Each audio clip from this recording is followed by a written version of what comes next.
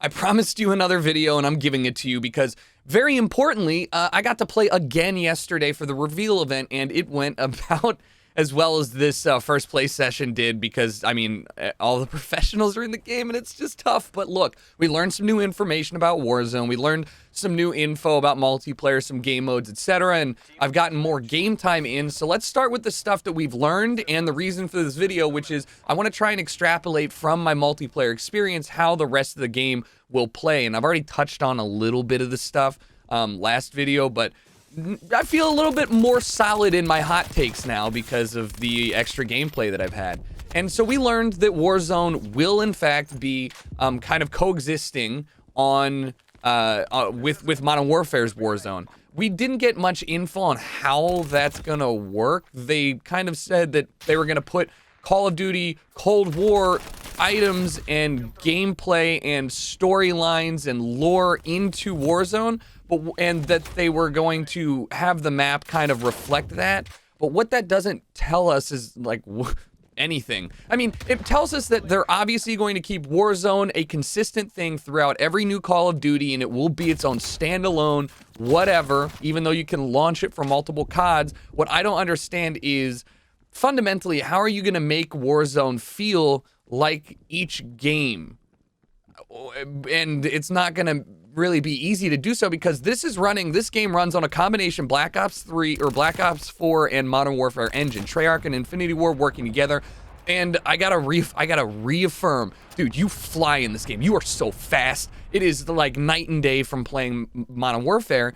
And so I don't know how I'm gonna play this multiplayer, zombies, whatever, and then jump into Warzone. I feel like it's gonna be it's night and day. It is. You are so much slower. It feels like you weigh 400 pounds. So I'm a little bit concerned with how they're gonna regulate that. And if it stays a standalone game, Warzone that is, and they just start throwing guns and map locations in from Call of Duty Cold War, I don't really know, like, if I can, I don't really know, okay? I feel like I would really like to play a Warzone based off of exactly the same game engine that I'm currently playing on, but I get their desire to keep things standard. So we'll see how that happens. I thought a cool idea, in my opinion, that they did not discuss, but I think it could be cool, is to have two maps, one of Verdansk currently, that they continue to update, but they update it based off of things that happen in the Call of Duty Cold War era of Verdansk.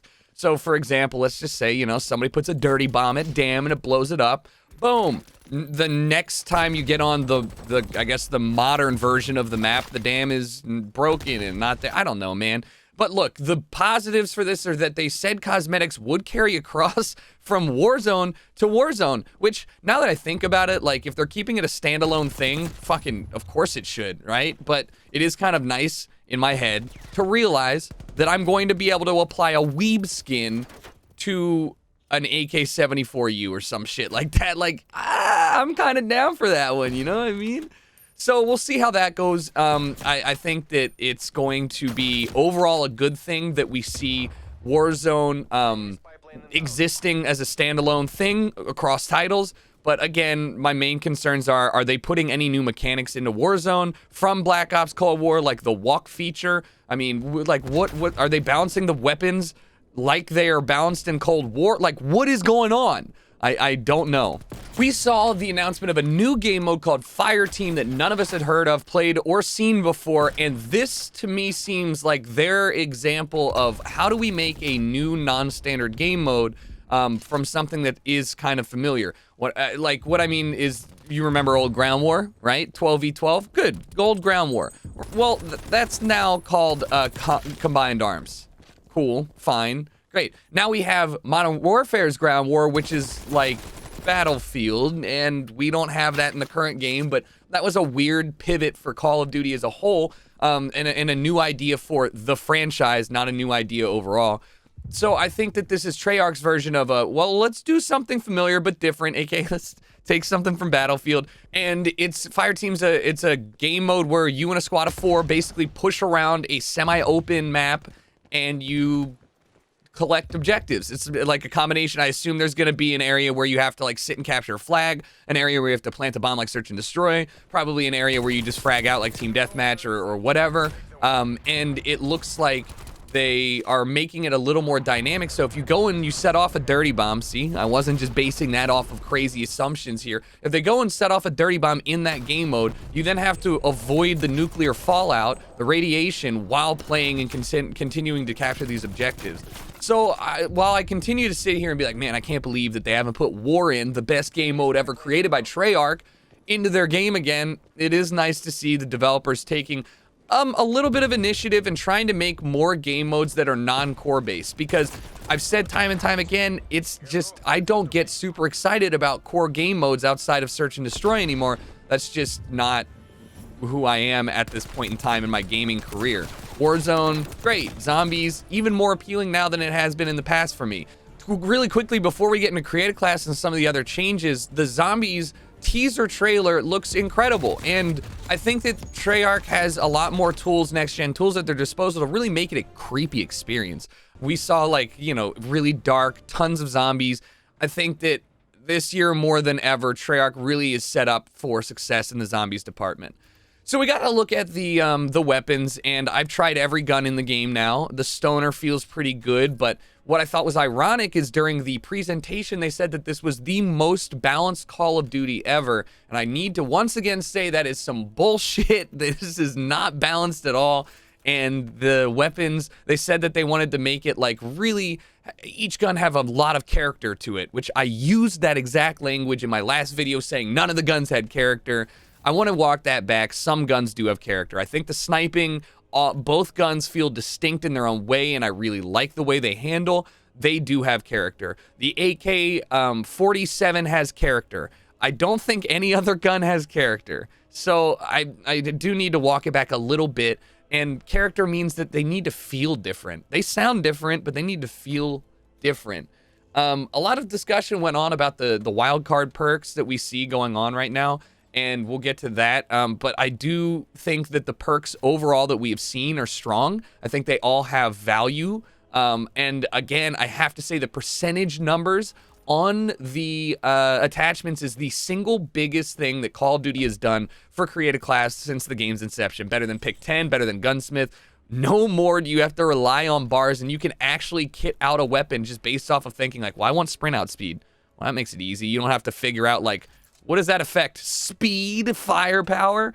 So I have to give hats off to Treyarch for that final change here. The maps have to be called out again, and I couldn't get a clip from the stream yesterday, but there was a segment on the boat map where I was literally sniping people as they spawned in, and then on the other side I was spawn trapping people inside of a doorway. It's really brutal.